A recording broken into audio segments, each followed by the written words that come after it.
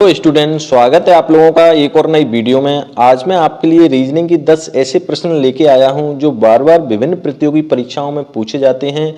बहुत ही ज़्यादा इंपॉर्टेंट सवाल हैं। चलिए वीडियो शुरू करते हैं। तो सबसे पहला सवाल है, निम्नलिखित विकल्पों में से संबंधित संख्या को चुनिए।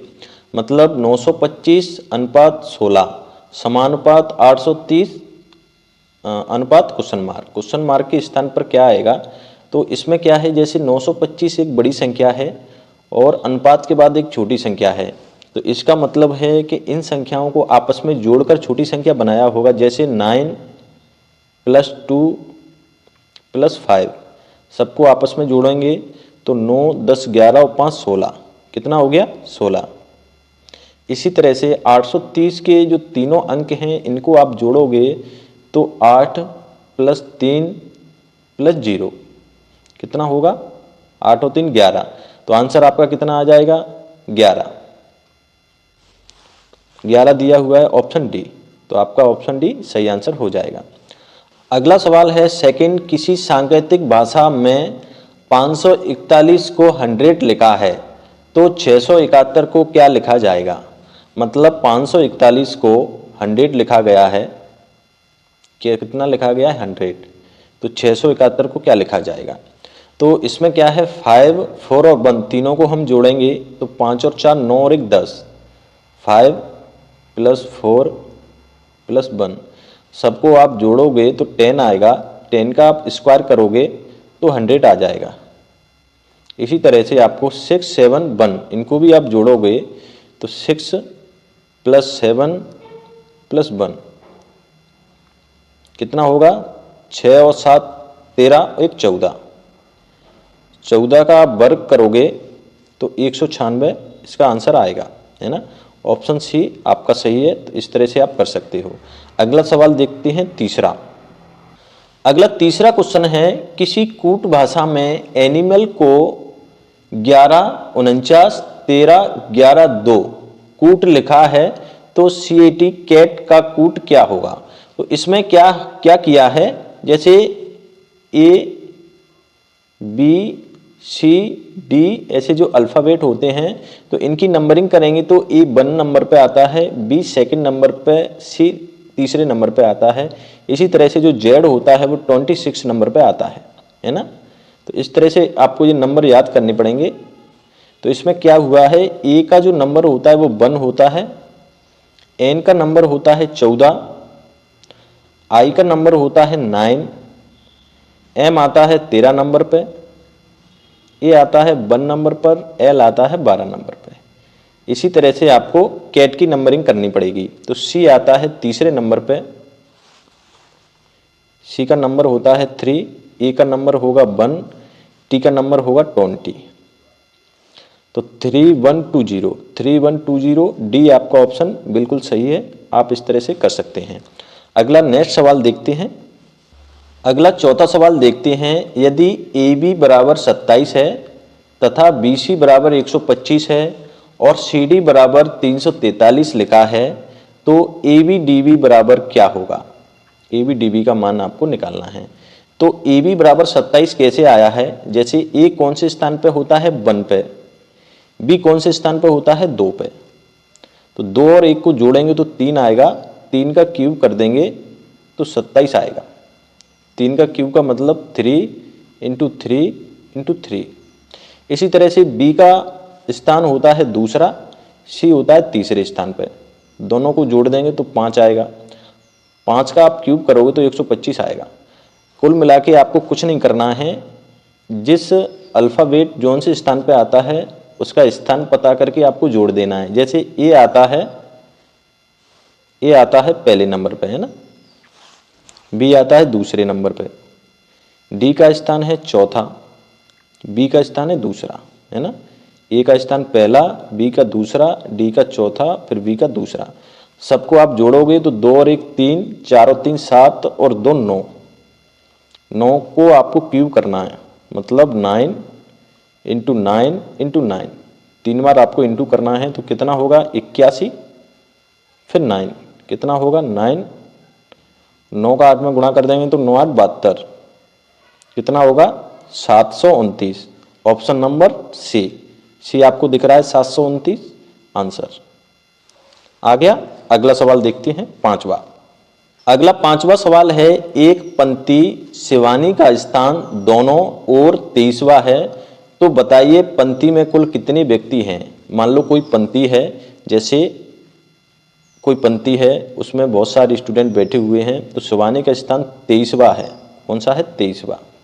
मतलब इधर 22 होंगे, इधर कितने होंगे? 22, और शिवानी के इधर भी 22 होंगे, क्योंकि इधर से गिनने पर वो 23वें स्थान पर है, इधर से गिनने पर भी 23वें स्थान पर है। मतलब शिवानी के दाएं तरफ भी 22 होंगे, बाएं तरफ भी 22 होंगे, तो 22 और 22 44 हो गए। और शिवानी को भी आप ऐड कर दोगे तो कितने हो जाएंगे? टोटल 45 स्टूडेंट हो जाएंगे। तो इसमें आपको ऑप्शन दे रहा है बी, कितना? 45 आपका सही आंसर है। आप आसानी से कर सकते हो। अगला सवाल देखते हैं छठवा। अगला सवाल है छठवा, एक बॉक्स में ABCD 4 धातु को रखा गया है, जिनमें से A B से भारी है, B C से भारी है और A सबसे भारी नहीं है, तो बताइए सबसे भारी कौन है। तो आपको क्या करना है, सवाल को पढ़ते जाना है और जैसा वो कहे वैसा करते जाना है। जैसे A B से भारी है, मतलब A का जो हम डंडा खींचेंगे वो B से बड़ा खींचेंगे, क्योंकि A B से क्या है? भारी है। ये क्या है? B से भारी है ना। B C से भारी है, जो B है वो C से भारी है, मतलब C का डंडा और छोटा होगा, क्योंकि B C से भारी है ना। आगे कह रहा है A सबसे भारी नहीं है, मतलब A है ना वो सबसे भारी नहीं है। B और C से तो सवाल में ही क्लियर कर रहा है। आगे कह रहा है कि A सबसे भारी नहीं है, इसका मतलब सबसे भारी कौन होगा? D, है ना। कौन होगा सबसे भारी? डी। आगे समझ में? तो आपका ऑप्शन कौन सा हो जाएगा? डी वाला हो जाएगा, ऑप्शन डी। अगला सवाल देखते हैं सातवां। विशाल एक लड़की की ओर इशारा करते हुए कहा कि वह मेरे दादा, मतलब मेरे दादाजी के एकमात्र पुत्र। तो दादा का पुत्र विशाल का, मतलब दादा का पुत्र विशाल का कौन हुआ? पिता। पुत्र की बहू है, मतलब पिता की पत्नी। बहू किसको बोलते हैं? पत्नी को। कौन है? पिता की पत्नी है। तो पिता की पत्नी मतलब वह लड़की विशाल से किस प्रकार संबंधित है? तो विशाल की कौन लगेगी? वो माँ। विशाल का जो दादा है तो दादा के पुत्र, ठीक है, मतलब विशाल के पिता की बहू है, यानी विशाल की कौन लगेगी? वो माँ। तो डी इसका सही आंसर हो जाएगा, है ना। आगे बढ़े, ठीक है। अगला आठवां सवाल है, निम्नलिखित विकल्पों में से विषम को चुनिए। विषम का मतलब होता है जो सबसे हटके हो। जैसे पहला ऑप्शन दिया है BDF, तो B कौन से स्थान पे आता है? दूसरे पे। D का स्थान होता है चौथा, F का होता है छठवां, है ना। अगले को देखेंगे, G होता है 7 नंबर पे, H होता है 8 पर, J होता है 10 पर, ठीक है। L होता है 12, N होता है 14, है ना। P होता है 16। इसी तरह से D को देखेंगे तो R का नंबर होता है 18, T का नंबर होता है 20, V का नंबर होता है 22। तो आप देख सकते हो पहला जो ऑप्शन है उसमें सभी सम हैं, 2 4 6 सम स्थानों पर है। तीसरे में भी सम है, चौथे में भी सम है। दूसरा ऑप्शन ऐसा है जिसमें G है वो विषम स्थान पर है 7 पे, है ना। तो विषम में ही हमें चुनना था सबसे हटके, तो दूसरा ऑप्शन इसमें सही होगा GHJ। समझ गए? कर सकते हो आप। अगला सवाल देखते हैं। अगला 9वां सवाल देखते हैं, नीचे दिए गए विकल्प में से संबंधित शब्द का चयन करें। मतलब आपको नीचे विकल्प दिए हुए हैं, इनमें से कोई एक सही को आपको चयन करना है। जैसे जूते समानुपात पैर, मतलब जूते किस में पहने जाते हैं? पैर में, है ना। इसी तरह से टोपी को किस में पहना जाएगा? कमर में आप पहन नहीं सकते, पैर में पहनी नहीं जाती, हाथ में पहनी नहीं जाती। तो कौन सा ऑप्शन सही होगा? सी। टोपी को कहाँ पे पहना जाता है? सिर पे। तो आंसर हो गया आपका सी। सिंपल है, कर सकते हो आसानी से। अगला सवाल देखते हैं। अगला 10वां सवाल है, नीचे दिए शब्द का उपयोग करके कौन सा शब्द नहीं बनाया जा सकता। जैसे आपको इस तरह से एक शब्द दिया जाएगा ब्लेंडिंग, इसका उपयोग करके आपको 4 ऑप्शन में से कौन सा ऑप्शन आप नहीं बना सकते। तो सबसे पहला देखते हैं, इसमें बी दिया हुआ है तो इसमें भी बी है, एल है, ई है, एन है, डी है, मतलब इसमें से इस शब्द को आप आसानी से बना सकते हो।